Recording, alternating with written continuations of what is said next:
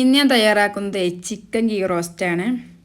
അതിന് വേണ്ടി കുറച്ച് സംഭവങ്ങൾ പൊടിച്ചെടുക്കാം. ഒരു പാനിലേക്ക് ഒരു ടേബിൾ സ്പൂണ് മല്ലി, ഒരു സ്പൂണ് വലിയ ജീരകം, ഒരു സ്പൂൺ ചെറിയ ജീരകം, ഒരു സ്പൂണ് ഉലുവ, ഒരു സ്പൂൺ കുരുമുളക്, ചെറിയ 3 പീസ് പട്ട, ഒരു 3 ഏലക്ക, ഒരു 5-6 കാറാമ്പൂവ്. ഇനി ഇതിലേക്ക് ഒരു 6-7 വറ്റമുളക്. ഇതെല്ലാം ഒന്ന് ചൂടാക്കി ഒന്ന് പൊടിച്ചെടുക്കാം.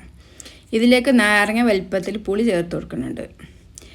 ഇതെല്ലാം പൊടിച്ചെടുത്ത് നമുക്ക് ഈ ചിക്കനിലേക്ക് ചേർത്ത് ഒന്ന് മസാലയൊക്കെ എല്ലായിടത്തും എത്തുന്ന രീതിയിൽ തിരുമ്പിയെടുക്കുക. അതിലേക്ക് പാകത്തിനുള്ള ഉപ്പും ഒരു സ്പൂൺ മഞ്ഞൾപ്പൊടി ഇട്ട് കൊടുത്തിട്ടുണ്ട്. നമുക്ക് സമയം ഉണ്ടെങ്കിൽ അരമണിക്കൂർ റെസ്റ്റ് ചെയ്യാൻ വെക്കാം. ഇനി വേറെ പാനിലേക്ക് കുറച്ച് നെയ്യ് ഒഴിച്ചു കൊടുത്ത് ഒരു മീഡിയം സൈസിലുള്ള 2 സവോള ചെറുതായി കട്ട് ചെയ്തൊന്ന് വഴറ്റിയെടുക്കാം.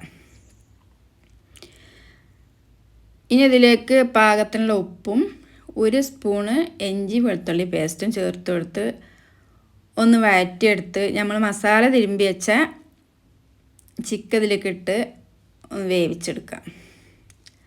അടിപൊളി ടേസ്റ്റാണ് മക്കളെ ഈ പുളി. ഇനി ഇതിലേക്ക് ഒരു സ്പൂണ് ശർക്കരപ്പൊടിയും കൂടി ചേർക്കുന്നുണ്ട്. ഈ മധുരമൊക്കെ പാടുമ്പോൾ ഒരു പറയാൻ പറ്റാത്ത ടേസ്റ്റ്. എല്ലാവരും തയ്യാറാക്കി നോക്കണം. എൻ്റെ ചാനൽ ഇഷ്ടപ്പെടുകയാണെങ്കിൽ ലൈക്ക് ചെയ്യാനും സബ്സ്ക്രൈബ് ചെയ്യാനും മറക്കരുത് പ്ലീസ്.